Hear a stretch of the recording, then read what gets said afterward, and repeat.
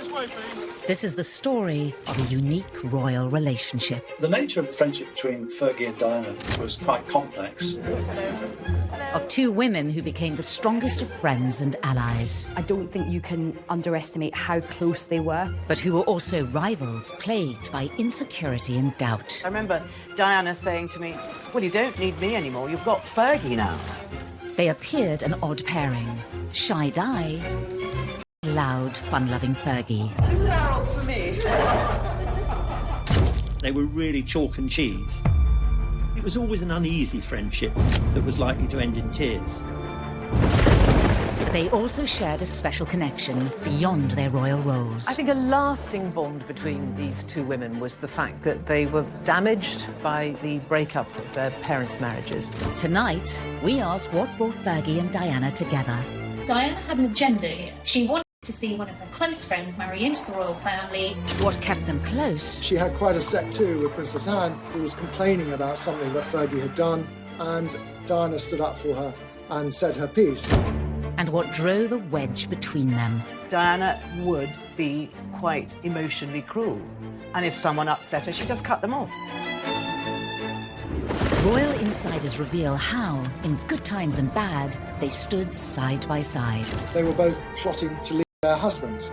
The world didn't know, the media didn't know. She wanted to give Diana the courage to break loose as well, which is why she would say, you jump and I'll jump too.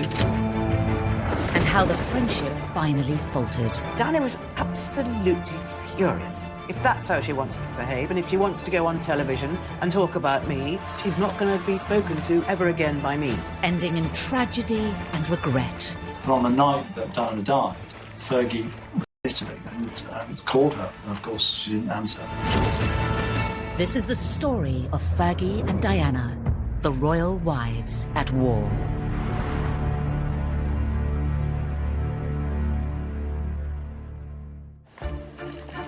They were members of one of the most famous families in the world, sisters-in-law, both married to a prince.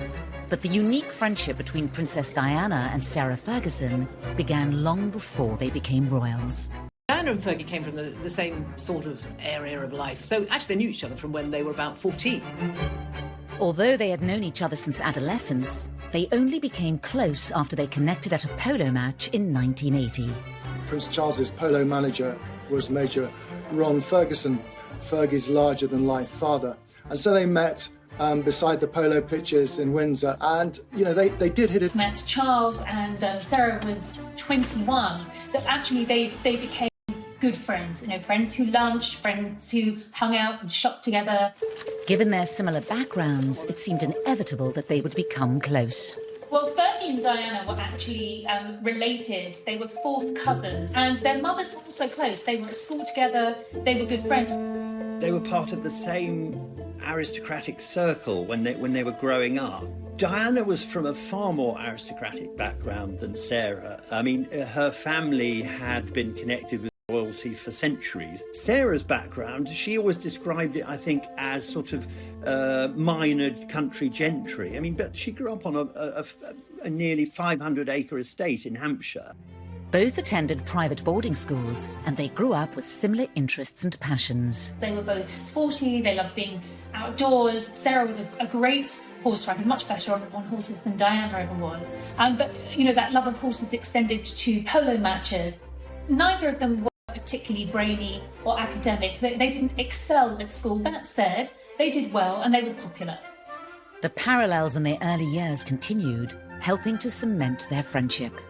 I think a lasting bond between these two women was the fact that they were damaged by the breakup of their parents' marriages. And unusually for both women, they were abandoned, if you like, by their mothers. Both Fergie and Diana's mothers left their families to be with new partners when the girls were still young. They were both left with their fathers and more or less brought up by them. Aged 6, Diana was subjected to a bitter custody battle where her mother was forced to give up her 4 children. Diana famously was very distraught by the divorce of her parents. She was a very young girl when her mother moved out. It probably affected her for most of her adult life. Fergie took the breakup of her parents much more in her stride. When Fergie was just 12, her mother left her family and moved to South America.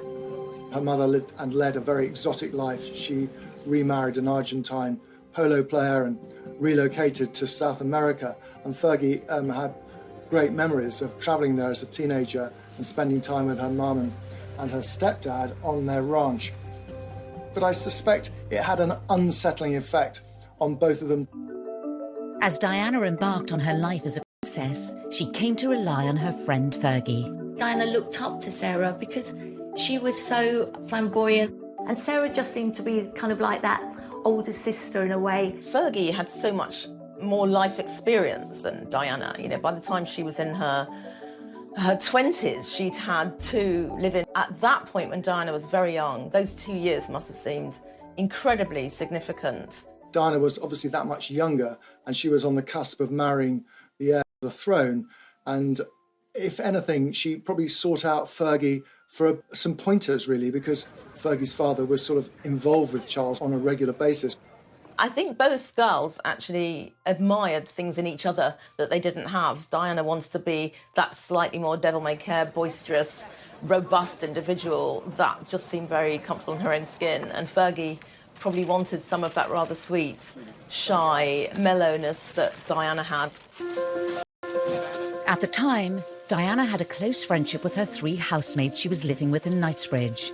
But with the unique parallels in Sarah and Diana's upbringings, and Sarah's understanding of royal life, the pair soon became best friends. When Princess Diana married Prince Charles in 1981 in St. Paul's Cathedral, her new friend Fergie watched on. Sarah was actually a very important person in Diana's life in the run-up to the royal wedding, and certainly those early years where she really helped Diana to find her feet. She was absolutely delighted for her friend, and I think that's why they became so close. The princess even helped her friend with her wedding outfit. Fergie didn't have a lot of disposable income, and she knew that a dress for something like the marriage of the Prince and Princess of Wales was going to be an expensive proposition. So Diana helped out by providing her with some fabric, and she got a dressmaker to make up something appropriate for her. Diana intended on bringing her new friend Fergie into her royal circle by having her take on the role of her lady-in-waiting. It's not a servant and it's not a friend. It's sort of somewhere halfway between. It's a genteel occupation, and it's enormous status. But the decision was taken out of the princess's hands. Sarah was told that she was actually unsuitable to be Diana's lady-in-waiting, which was a huge blow to Sarah. I think the royal family felt Sarah wasn't posh enough. Diana was persuaded that basically it was too risky having Sarah Ferguson was seen as a loose cannon. She was fun, but she made them nervous. Diana was actually quite upset about this, but maybe she didn't fight for Sarah enough. Maybe she could have put her foot down more. Sarah was snubbed once more when royal protocol dictated that she would also be excluded from a very key part of the celebrations. I think she was astonished to discover that she wasn't being invited to the wedding breakfast, the sort of the aristocratic version of the traditional reception. We know for the person that she wasn't invited. I don't know whether ever Diana realised how hurt actually Sarah was about this. The 2 young women didn't let the palace rules get in the way of their relationship. After the wedding, the friendship continued to grow. At just 20 years old, Diana was daunted by the pressures of royal life. How do you see your role developing as Princess of Wales? But my life will be a great challenge. Next, as Diana embarked upon her new role as future queen, she needed Sarah more than ever. But what lengths would she go to keep her friend in her new royal circle? Diana had an agenda here. She wanted to see one of her close friends marry into the royal family. She also wanted a confidant and a best friend inside the palace.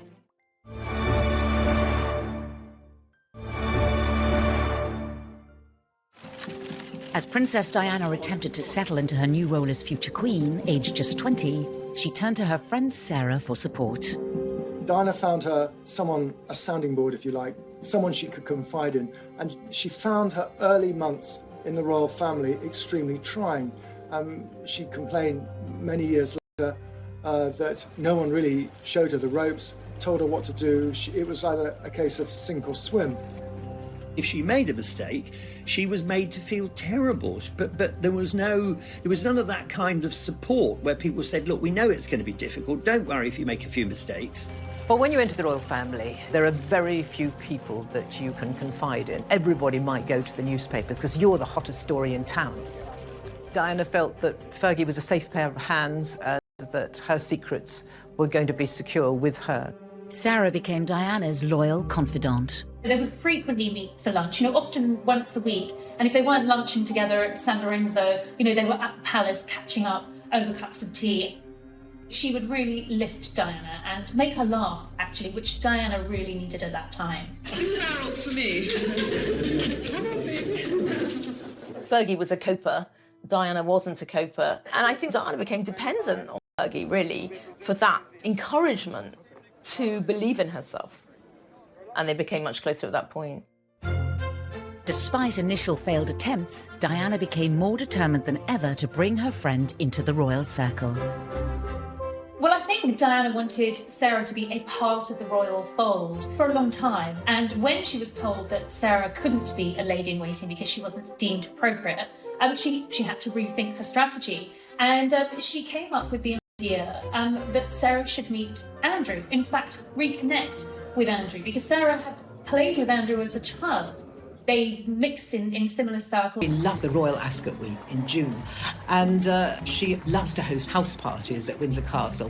In 1985, the Queen asked Diana whether there was anyone she'd like to come along to the house party, any single young women perhaps, and Diana thought of Sarah, of Fergie. And at the back of Diana's mind was a very cunning plan to make sure that Sarah sat next to the Duke of York, Prince Andrew, which she did. By the time pudding was served, Andrew was sort of being familiar enough with this very bubbly, red-headed girl next to him to start feeding her pudding. We were made to sit next door to each other at lunch at Ascot. Yes, and you made me eat chocolate profiteroles, which I didn't want to eat at all. I then didn't have them, so I got hit. Then Very it started hard. from there. I think that's probably where it... I was meant to be on a diet. Andrew soon asked Diana if he could bring Fergie to stay at Diana and Charles' country house, where the pair became much closer. Andrew and Fergie could really be themselves and spend time together without the glare of the press and anyone knowing. Princess Diana had a soft spot for Prince Andrew. As kids, she used to send him valentines because they lived nearby to Sandringham. She saw a lonely young man who needed a girlfriend. Diana had an agenda here. She wanted to see one of her close friends marry into the royal family. Not only did she think Sarah and Andrew were very well matched personality-wise, which they were, Diana also wanted a confidant and a best friend inside the palace. Within a matter of months, Sarah Ferguson and Prince Andrew were engaged. In the lead-up to the wedding, Fergie made it clear that fitting in with royal convention was not a priority, and she immediately started to encourage Diana to follow suit. So Fergie was the first person to ever have a proper hen party or a bachelorette party, to which Diana was invited. The details were revealed in Sarah's autobiography. They had a lot of fun. They dressed up as policewomen and they caused a bit of a scene at the palace. Now, these two apparently got put into a police van where the policeman recognised Diana and said, "Oh my goodness, I'm so sorry," and they all fell in fits of laughter. And I think Diana had the devilment, but Sarah was game to do it. Prince Andrew was celebrating his stag party on the same evening with friends, including Sir Elton John. The girls decided to drop in. Diana and Fergie gate crashed into Annabelle's nightclub where Andrew was there. They were hiding behind chairs, watching Andrew. Little did he know that they were there and spying.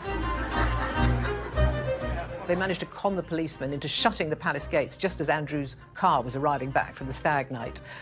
So he thought something was up and madly put his car into reverse and went whizzing around the Victoria Memorial, I think. At which point they thought, well, maybe we've... This royal world. For Diana, this was sort of manna from heaven. This was, a whole new world of sort of spiritual freedom in a way. Two are better than one, so if she gets someone like Fergie in the royal family too, perhaps together they've got that support as a team to try and change some of the really, archaic traditions of the royal family. On the 23rd of July, Sarah and Prince Andrew were married, just 6 months after becoming engaged. Sarah's wedding day was in great contrast to her friend Diana's, and the differences in their characters were clear for the world to see. Fergie looks like she was born to this wedding. Giggling, looked like she was having fun. I think there was some giant teddy bear even that she went off with in the carriage when she went to her honeymoon. Diana and Charles, very, very formal affair. Lots of sort of sidelong glances from Diana, real shyness. Diana's had a lot of heads of state and important people because it was the future king and queen who were marrying. With Fergie, it was that bit more relaxed. And you could see that even with the balcony scene where Prince Charles asks his mother, "May I?" when the crowd say, "Give her a kiss," whereas Fergie's there with her hand cupped to her ears as they're roaring, "Give her a kiss."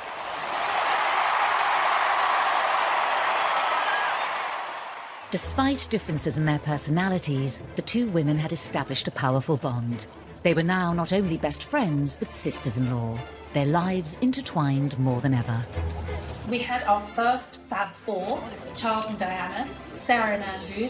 They seemed to get along like a house on fire. You know, we had these two couples go skiing together, holiday together, do engagements together. It was just wonderful for the press, and Diana and Fergie were a joy.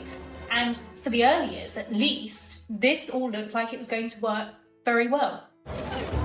But royal life for Sarah and Diana was never going to be that easy. The pair had to deal with the rules and responsibilities that came with being a royal wife. Their lives were not their own anymore. They weren't just able to sort of do what they wanted. And I think they both realised after they got married that they had not married into a family, they had married into a firm.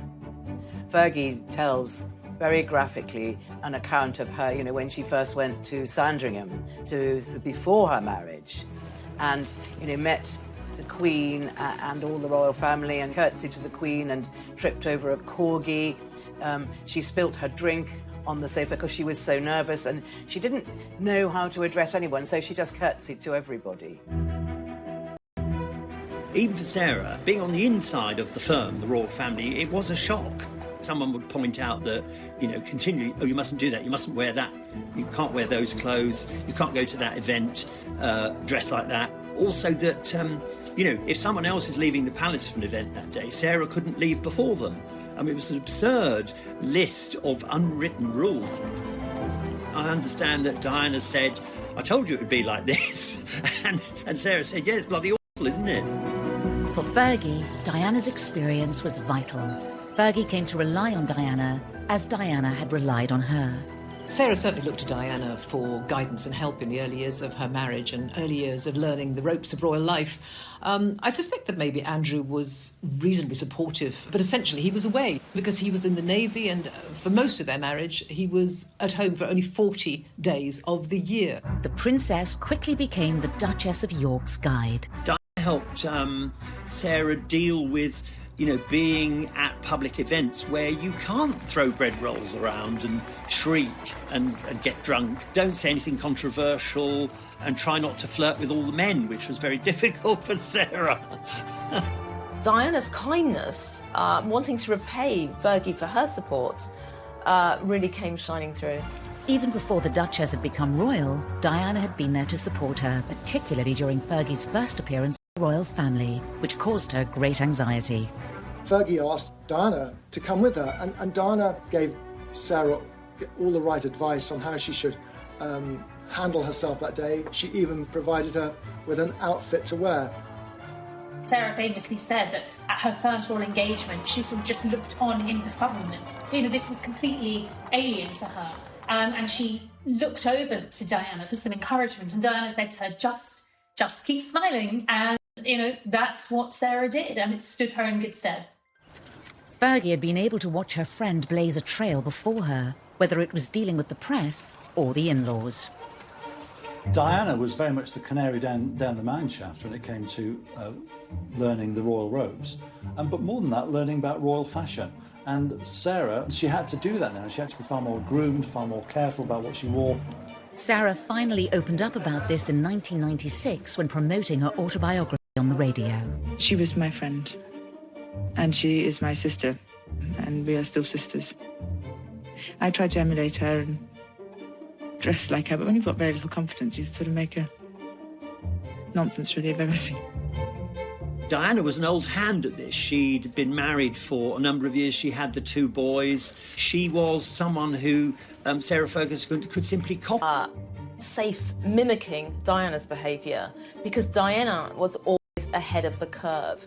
It's an interesting revelation about Fergie's self-esteem, because for all the outward confidence that Fergie's got, clearly, you know, even she was struggling with joining the royal family. In the early months of Fergie's royal life, Diana even defended her in front of important members of the royal family. Diana had quite a set too with Princess Anne, who was complaining about something that Fergie had done, and Diana stood up for her and said her piece. And it was rather brave of Diana. She more or less asked Anne, you've got to give her a break, and Fergie's good for the family, but she's finding it hard to adjust, just as I did.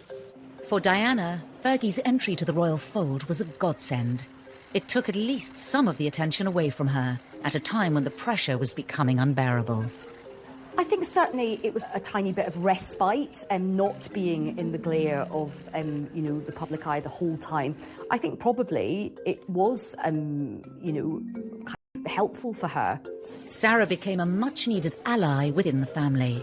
She strived, I think the words she used, to protect her as a sister and as a friend at all times. I mean, that was really important for Fergie to stop the firm getting at Diana. She really was very protective of her. She'd stick up for her.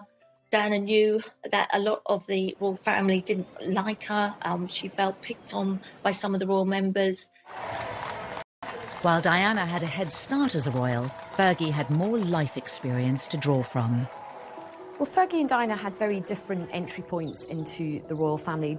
Fergie was a much more experienced woman. She had a job in publishing. She had been very well travelled. So she just was more mature. She was more sure of herself. I think what Diana needed all the time was someone to reassure her, someone to say it's okay to question, to challenge what you're asked to do and how you're supposed to behave. It's your life as well. As both women attempted to navigate the mounting pressures of royal life and the difficulties in their relationships, they also looked for guidance from other sources. They both encouraged each other, really, to look for alternative therapies, to look for healers, to look for psychics, astrologers. People, really, they're looking for answers to questions about their future. Astrologer Debbie Frank was introduced to Diana in 1989 and soon became a close confidant. Diana would just call me as and when, which sometimes, particularly when we first met, was extremely frequently, sometimes, you know, more than once a day.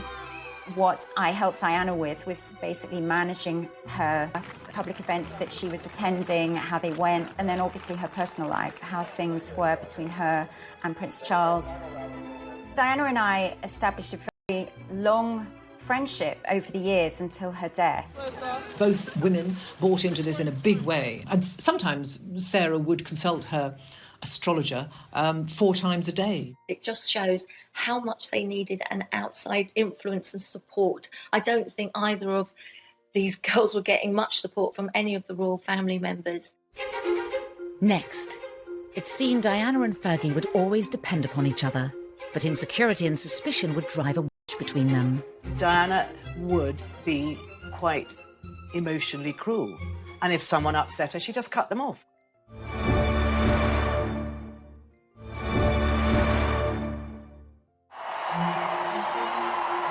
Marrying into the royal family brought Sarah Ferguson and Diana closer than ever.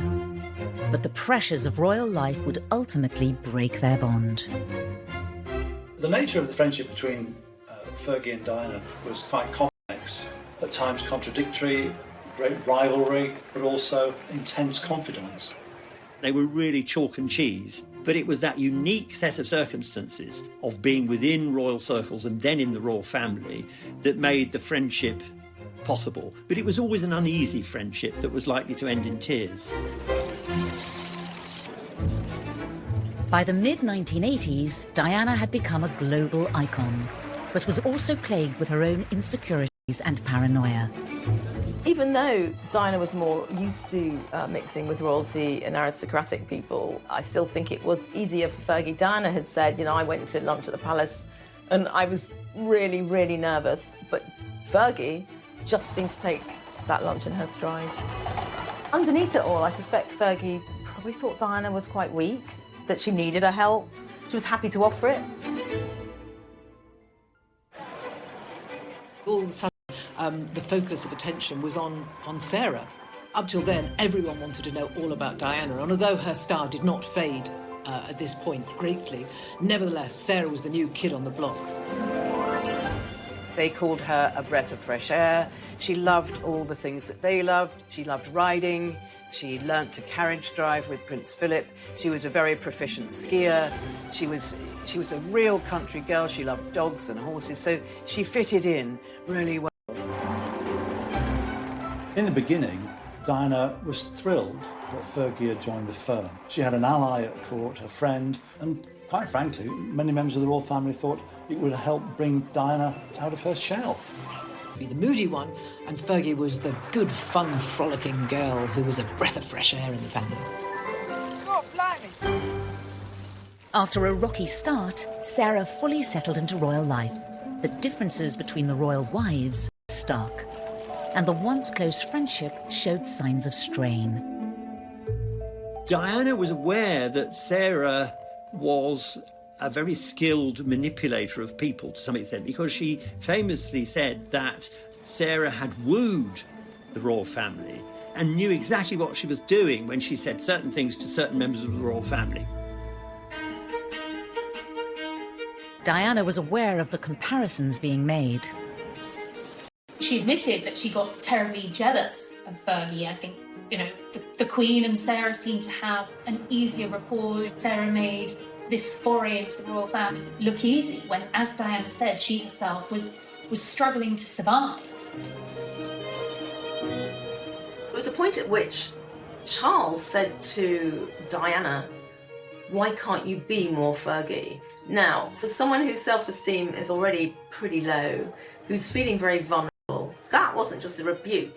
That would have been one of the most cutting, hurtful remarks that her husband could have made to her. Diana did her best to be more fun like Fergie. One attempt at Ascot in 1987 was to backfire. There was one occasion at Royal Ascot which they spotted a friend of Fergie's in the crowd, and they were all carrying umbrellas, and they poked her bottom with this umbrella. I mean, it's all very funny, but the repercussions were huge, and they were both upbraided for sort of misbehaving in public. As the pressure on the Princess of Wales grew, Diana's marriage and health suffered. The royal family didn't understand Diana. Diana said much, much later that she thought that they'd never heard of postnatal depression, which she had after Prince William was born. And, she was also unhappy in her marriage because she was convinced that Charles was seeing Camilla, and she became obsessed with Camilla. She was bulimic. The Queen always said she's like a nervy racehorse. And she said, treat her with kid gloves. Later on, they blamed the failure of Diana's marriage on her bulimia, which wasn't really the case at all. So I think Diana was very much misunderstood. She was unsure of herself, and she was very emotional. And the royal family are not used to people who emote. You don't do that. You have a stiff upper lip. If you wish to cry, then go to your room kindly and do it there. But Diana wasn't that sort of... Both women were struggling with their royal lives. I don't think either of them quite realised how their lives were going to be ruled by courtiers, diary meetings, protocol, doing things correctly. Both were young women who'd been used to a certain amount of freedom. Fergie certainly used to a great deal of freedom. I think there were certainly times when Sarah just felt that she didn't measure up to her. She often compared herself to Diana, and I think there were times when she felt inadequate, whether it was that she wasn't as pretty as Diana, she wasn't as slim as Diana, she wasn't as loved as Diana. And as much as they were firm friends, there was a fair dose of royal rivalry between the two of them. Increasingly unhappy in her loveless marriage, Diana watched the loving marriage of her friend played out in the public arena. Diana really envied the easy, comfortable warmth and intimacy that, and sexual chemistry, actually, that was quite clear between Andrew and Sarah. She had a much colder relationship with her own husband. I do think at this point Diana was really hoping that some of that warmth and intimacy and easygoing nature would rub off on her own husband. It was a stark contrast to Fergie's marriage. They were unlike any other royal couple. For the first time, a genuine affection was public. They were a very tactile pair. They constantly had their arms and hands over each other. And Charles and Diana were just not like that. I mean, by this stage, Charles and Diana were no longer even sharing a bedroom. And so there were so many of the intimacies that she saw with Andrew and Fergie were lacking in her own marriage. It must have been difficult for Diana to watch Sarah's marriage, which was such a happy marriage. There was Diana trapped in a marriage which she felt was loveless after a while, and she knew there were 3 of them in the marriage, and Camilla was there. And then she would look at Sarah, and Sarah's husband adored her. Prince Andrew just adored the way Sarah was. He never would have said, can't you be more like Diana? It was very difficult for Diana because she started to get paranoid, and she also looked at Sarah and thought, well, actually, how can I trust a woman that is sleeping with my brother-in-law, and everything I tell her, she's going to tell him? And that paranoia, which happened a lot with Diana, with other people, had really set in. And she started just not being able to open up and trust Sarah anymore. The national Fergie mania was beginning to wear off, inside and outside of the royal family. It didn't take long before the honeymoon was wearing off, and people rather tired of that exuberance that they'd once loved. It began unflattering headlines in the press. In an effort to win back public support, Fergie took part in a TV game show arranged by Prince Edward. It's a royal knockout, will go down in royal history as one of the biggest cock-ups of all time, I think. It was a disaster from beginning to end. It was absolutely humiliating. Sarah, with her usual gusto, entered into it, and if she gets into something, she does it with bells on. We're the best blue bandits there are. Diana famously did not take part, nor did Charles. He thought it was something that was beneath them. In a way, it's kind of unfair. Fergie took a lot of the blame, the flack, if you like, almost a scapegoat. Big bad blue bandit! Her behaviour was being commented on. And I think then is when Diana came into her own. Diana got the headline, the Queen of Hearts and the People's Princess. But I think Sarah knew she could never be that. She could see that in Diana from the start, how serene she was. She looked a bit like the perfect princess. She looked like a supermodel. Sarah is honest and knew, look, I'm never going to be that person. She really was happy for her. Sarah knew her downfalls, but knew what she was good at. Next. In public, Diana and Fergie's friendship was masking a private rivalry. But over time, each became skilled at using their public image to gain the advantage. Without that determination to keep it going, their friendship would have started to sort of collapse.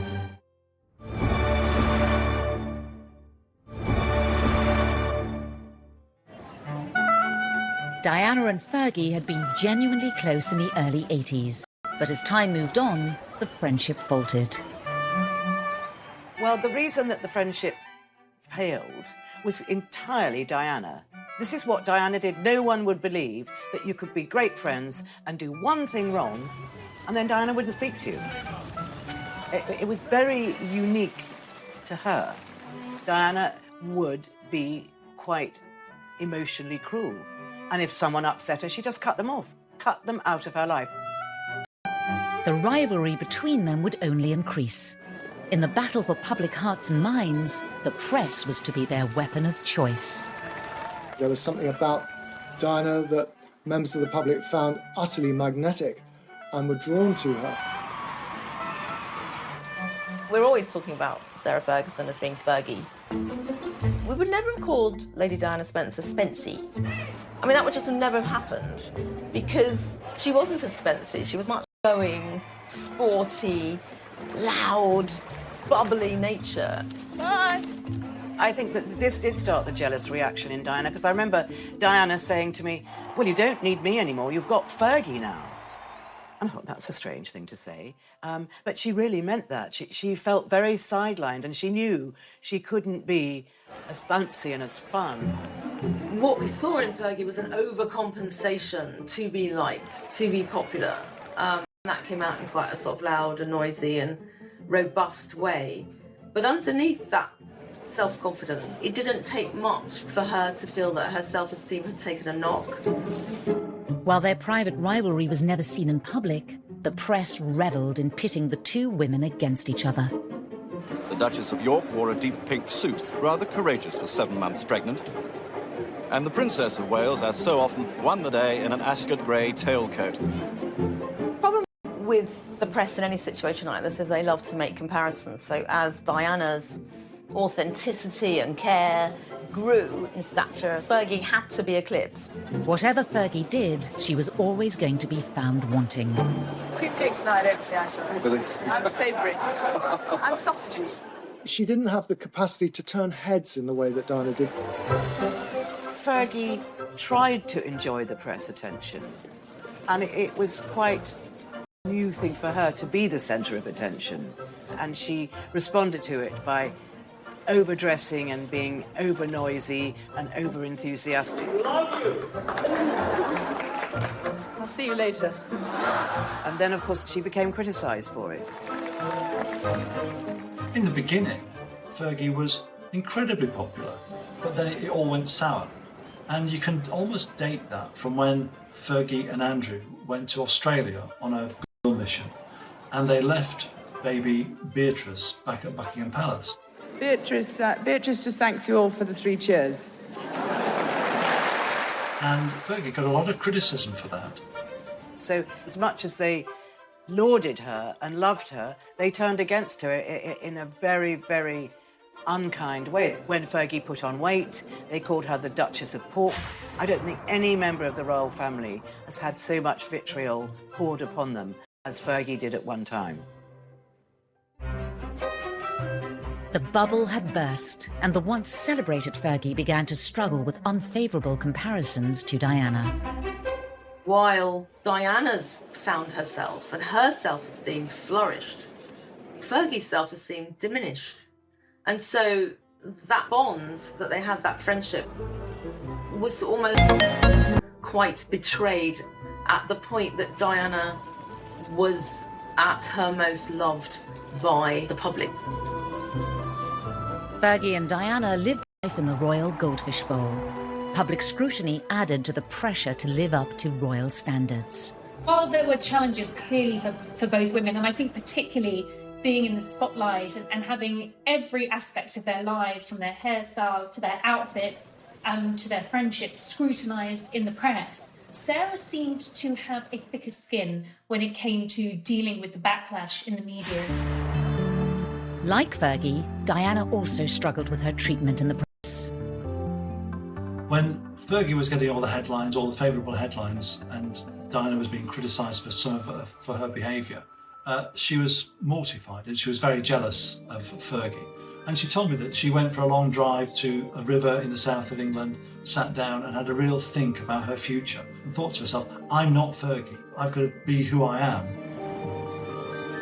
Diana's relationship with the media was sort of hot and cold. I found it incredibly intimidating at times. As a parent, could I ask you to respect my children's space?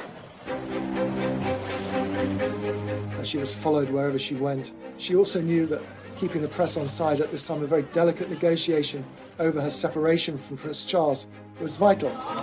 The media offered her the one chance of sort of evening up this battle, if you like.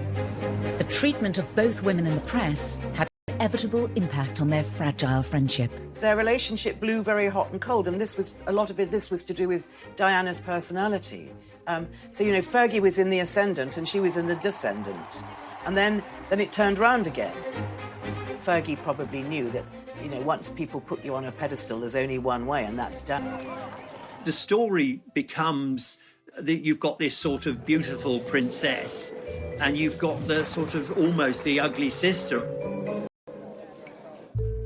That's really hard to sustain a friendship between two people when the press, for whatever reason, have taken one completely to their hearts, whereas Fergie barely got a look in. The tables had turned. It was a desperate time for Fergie. Her rival was once again the darling of the press, the most photographed woman in the world. All Fergie's demons came back to haunt her. Fergie has struggled with, I think it's probably self-respect, actually. I think when Fergie gets miserable, she'll probably comfort eat, she'll kind of become a bit reckless. The press will certainly say that she looked a mess, or she looked ridiculous, or that she didn't have any taste. The rivalry in private and in public was growing, and each would try to outcompete each other in the headlines. If Sarah was out on engagements on the same day as Diana, it was always going to be Diana who made the front pages of the newspapers the next day. And I think after a while that probably did begin to grate with Fergie, and certainly there were times when she felt, I can't even compete. Without that determination to keep it going, their friendship would have started to sort of collapse. The underbelly of it would just start to sink, and the connection between them would have started to break. Both girls were highly competitive, and that competition spilled over into newspapers and magazines. They were rivals to that extent, and they wanted to see their charities given more space than the others. Fergie says in her book that she actually did some AIDS charity work. It was for a friend and it was a one-off. But Diana was furious and she said, look, that's mine. Don't interfere. Which is very typical of Diana. And Fergie was quite distraught because she'd only done it to help a friend. Diana was becoming adept at working the press. Diana earned a reputation for being manipulative because she was aware of her star power. She used it to her advantage. She would play tabloids off against each other, and when things got really bad in the War of the Waleses, she would use the newspaper to fight her corner. And she did that in a way that Sarah didn't do. Sarah just didn't engage on that level. Sarah didn't have newspaper editors over to the palace for lunch. I think it was probably something that she was too scared to do. Diana really knew how to manipulate the press. Ultimate example of this is the revenge dress that she wore to the Serpentine Gallery, and that was on the same night that Prince Charles's Dimbleby interview was being shown, in which he admitted adultery. Did you try to be faithful and honourable to your wife when you took on the vow of marriage? Yes. So she showed the world that this is what he's missing. Diana and Fergie had been friends for more than a decade. But as their lives took different directions, their friendship also changed course. So there was this gradual pulling away from Diana, partly because emotionally she didn't need Fergie so much, and partly because she was in a very different stage in her life, and then time goes on and they just weren't communicating anymore. Next, the friendship between Diana and Fergie had cooled in recent years, but a monumental change in their lives reunited the royal wives as common adversaries. They were both plotting to leave their husbands. The world didn't know, the media didn't know, but behind the facade of smiles and waves on that palace balcony, there were two deeply unhappy young women.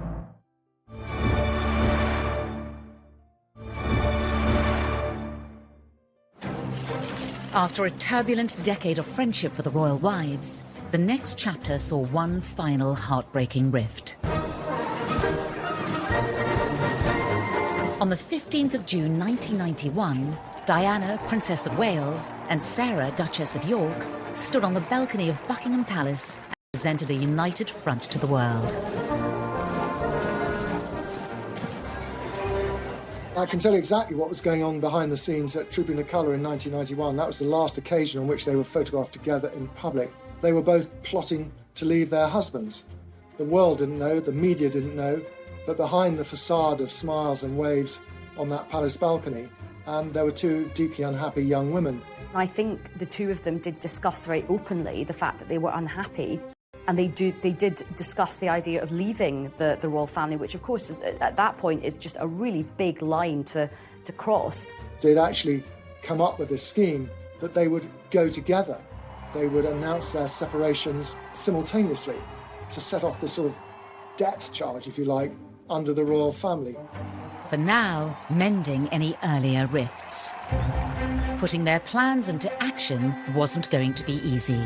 To enter the royal family is hard enough. To leave the royal family, to jump out of that goldfish bowl, is quite something else. It obviously demanded a great deal of courage and planning. Long discussions late into the night about what should they do.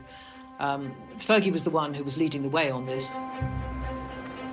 She wanted to give Diana the courage to break loose as well, which is why she would say, you jump and I'll jump too. Through their public engagements, it was becoming increasingly obvious to the world that the Wales's marriage was breaking down.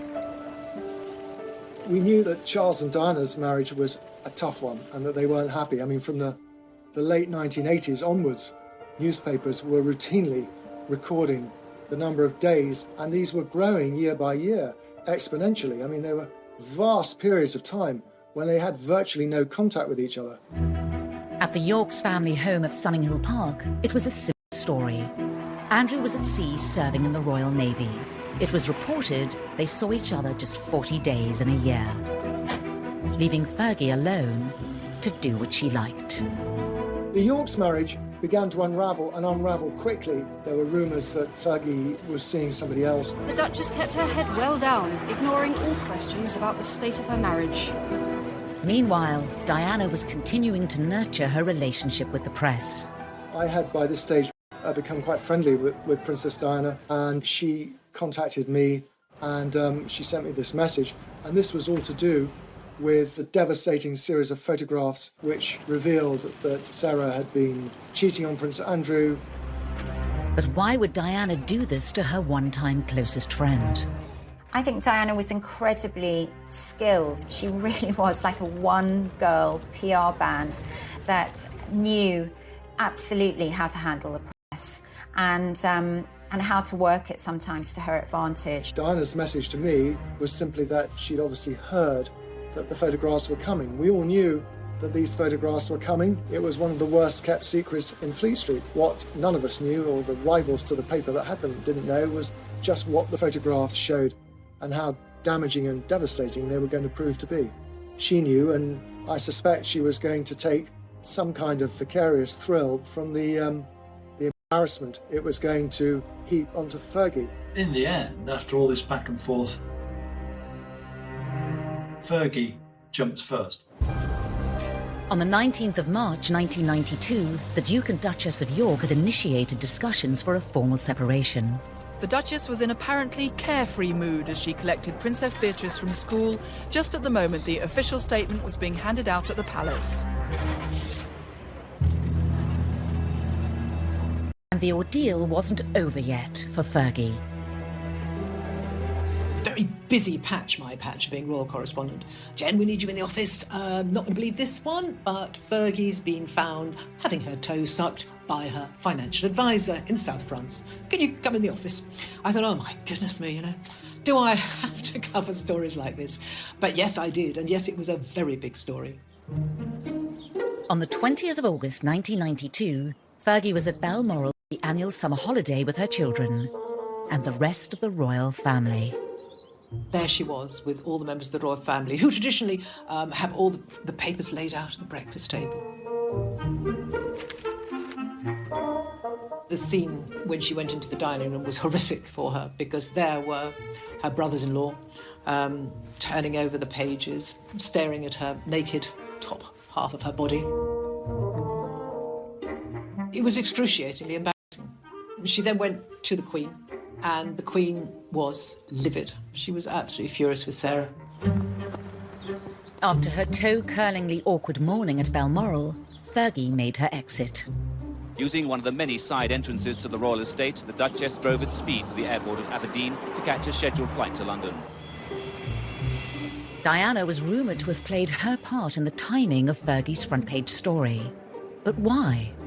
It's not the friendliest thing to do, but, you know, if she's desperate, maybe she thought that was a sacrifice worth making for her own sanity. But Diana's tactics to divert the media spotlight from her to friend Fergie was short-lived. Her own scandalous revelation was about to take the heat off Fergie. We got news that there was a tape recording of a conversation Diana had had with a man friend. If you want to be like me, you've got to suffer. A man called James Gilby was now being released to the papers. The so-called Squidgygate story had knocked Fergie off the front page. The telephone conversation allegedly involving the Princess of Wales is reported to have been taped on New Year's Eve, 6 days after these pictures were taken at Sandringham in 1989. And rocked the royal family once more. With scandals behind them both, the friends were now entering a new phase. On the 9th of December at 3:30 p.m, Prime Minister John Major announced in the House of Commons the separation of the Prince and Princess of Wales. This decision has been reached amicably, and they will both continue to participate fully in the upbringing of their children. Both royal marriages were over, but had Diana and Fergie's friendship survived? They really did share so much as royal wives, as royal mothers, through good times and bad times. Next, as the former sisters-in-law tried to rebuild their lives, Diana was absolutely and talk about me and the fact that I had given her verrucas. Diana did not see the funny side of it.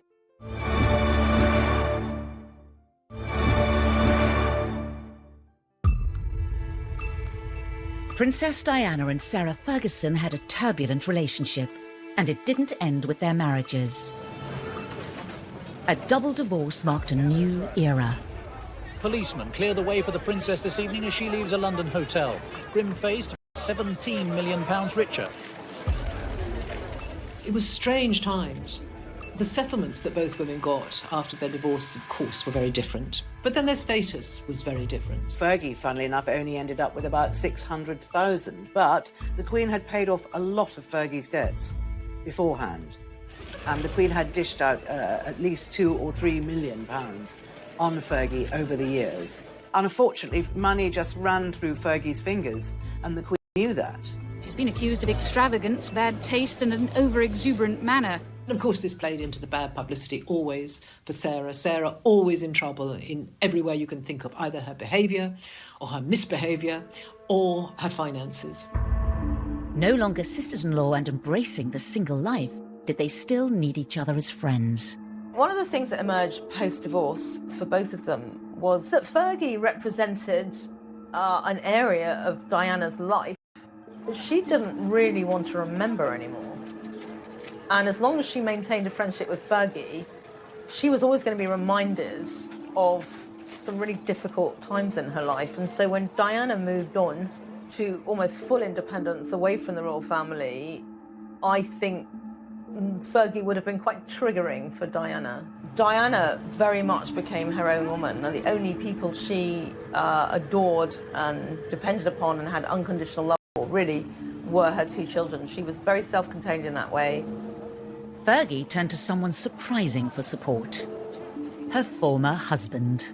Andrew became almost what Diana was to Fergie during her difficult time. She'd gone back and redeveloped or reignited that friendship with her husband, whereas Diana didn't need Fergie. In 1996, Fergie decided to put her story across. She'd watched Diana do it in the Andrew Morton book in 1992. Now it was her turn. The Duchess today in a New York bookshop, helping launch her just-published autobiography. It was very frank, very telling. It was an interesting read, quite poignant, actually, in many places. But behind palace gates, a storm was brewing. Diana was annoyed with Fergie, and Fergie was promoting her book, or in any interviews. But of course, anyone that interviewed Fergie wanted to talk about her relationship with Diana. And there was one particular line the press seized upon. Diana was absolutely furious about this. She really, really found that very distasteful. If she wants to go onto American television and talk about me and the fact that I'd given her verrucas. This was relayed in quite a joking manner in the autobiography, but Diana did not see the funny side of it. Fergie's attempt at humour backfired and further damaged her already fragile relationship with Diana. When you've got a friendship that's already imploding, it's collapsing, it's disconnecting because you're not really in touch with each other, a lot of friendships like that will just fade away. But then someone could take a decision, say, okay, I don't want it to fade away, I'm going to do something dramatic and do something that will ensure that it has a clean break, that that person won't want to be my friend anymore. The line, however it was intended, proved disastrous. She felt betrayed, in short, and she rang her up and she said, look, this is your book, not mine. And Diana, after that, refused to take Sarah's calls, refused to see her.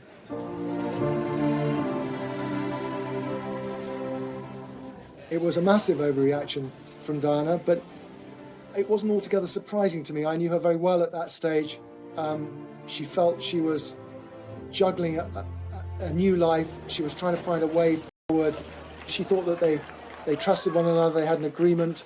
They didn't tread on each other's toes, was how Diana put it to me.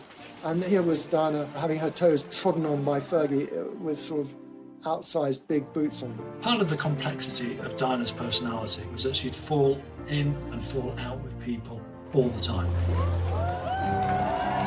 Diana felt that Fergie had let her down and she could no longer be trusted. Months later, it's thought Diana did reach out via a mutual friend. She had asked someone, where's the redhead? Because she used to call her the redhead. So I think there was a glimmer of hope that perhaps the ice was thawing. But any hopes of reconciliation would never be realised.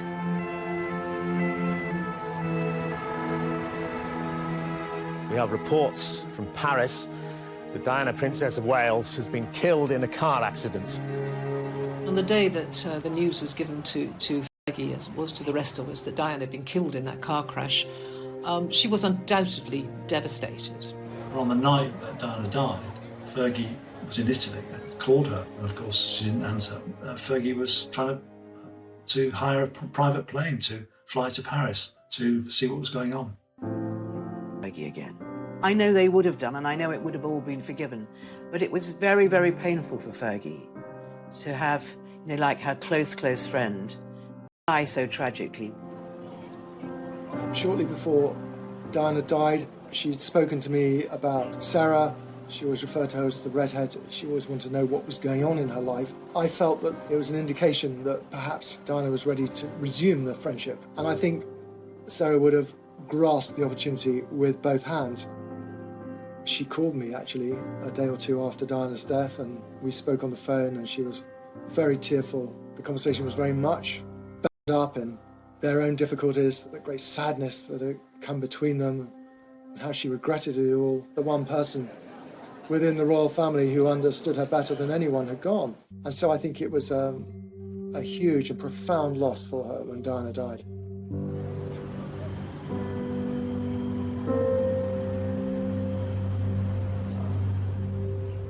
Diana's death sparked days of extraordinary public grief and brought to a tragic end one of the most compelling chapters in the history of the modern royal family.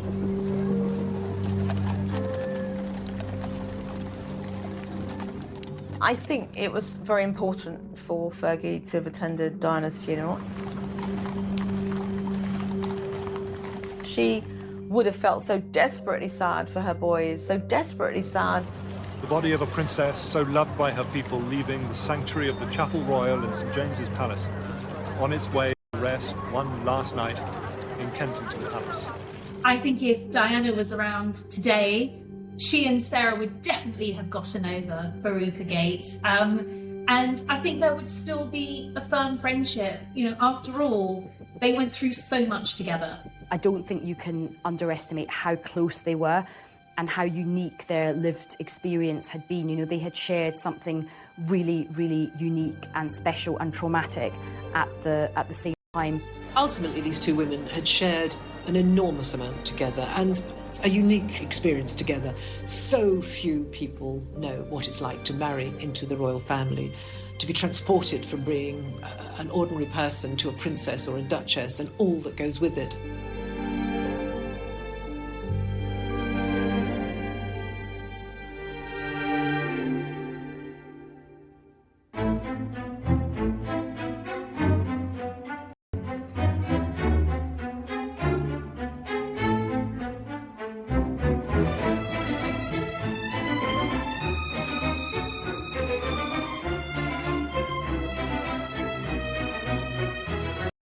Who lunched, friends who hung out and shopped together.